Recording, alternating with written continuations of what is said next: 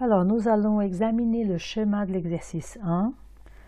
Comme préconisé, on devrait, avant de commencer à travailler avec les tabulations, on devrait réfléchir, imaginer un schéma de fonctionnement des tabulations et faire en sorte qu'on comprenne ce qu'on va faire avant de commencer à faire. Alors, par exemple, ici, pour le titre, voyage, date et prix, c'est le titre de la tabulation, c'est-à-dire des données. Les données sont en bas et l'entête de chaque colonne est là. J'ai prévu rien à faire pour la marge de gauche parce que le mot voyage est collé à marge de gauche. Ensuite, pour la date, j'ai prévu de mettre une tabulation centrée et puis pour le prix aussi, l'entête de colonne, une tabulation centrée. Ça, c'est que le titre, en sachant que cette grande ligne en bas, c'est une bordure inférieure, ce n'est pas un souligné.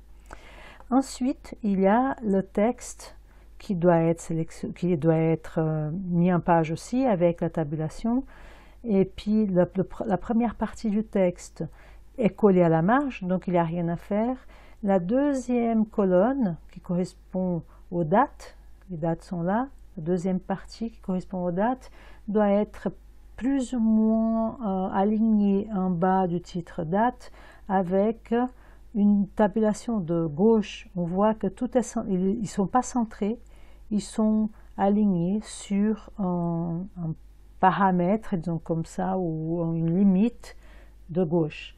Et puis finalement, par rapport aux prix qui sont présents ici, je vois qu'ils sont alignés sur la droite, là, avec le taquet tabulation de droite.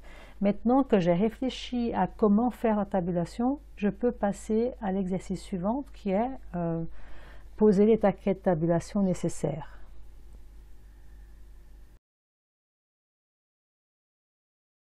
Alors, je vais ouvrir dans l'onglet Accueil, Groupe paragraphe, le lanceur de boîte de dialogue et je lance la fenêtre tabulation. La fenêtre est là, je la pose là pour qu'elle ne dérange pas ma vision sur la règle. Et dans la tabulation, la première tabulation à prévoir, c'est pour les dates. Alors disons que la date est là, si on regarde, c'est peut-être sur 6,5. Donc on va essayer. Alors je vais écrire 6.5. C'est une tabulation de gauche. Donc 6.5 de gauche, c'est ce que j'avais attribué avant, avec des points de suite numéro 2. Et je clique sur définir, la tabulation est là.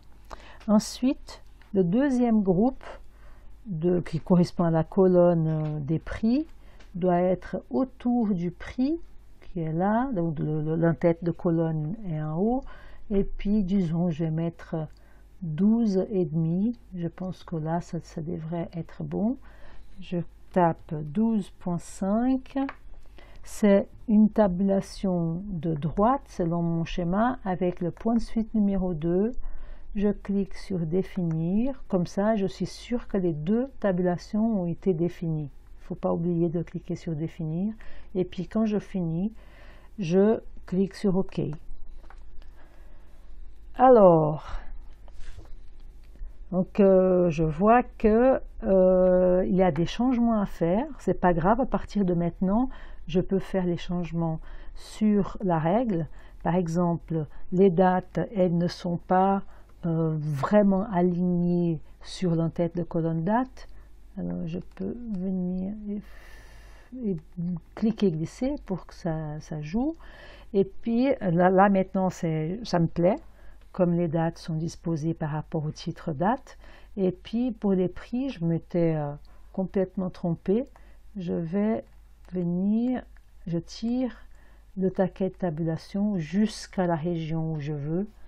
Je pense que là, c'est plus ou moins bien aligné sous le mot prix. Si je veux faire un petit peu avant, comme ça, je peux faire comme je veux.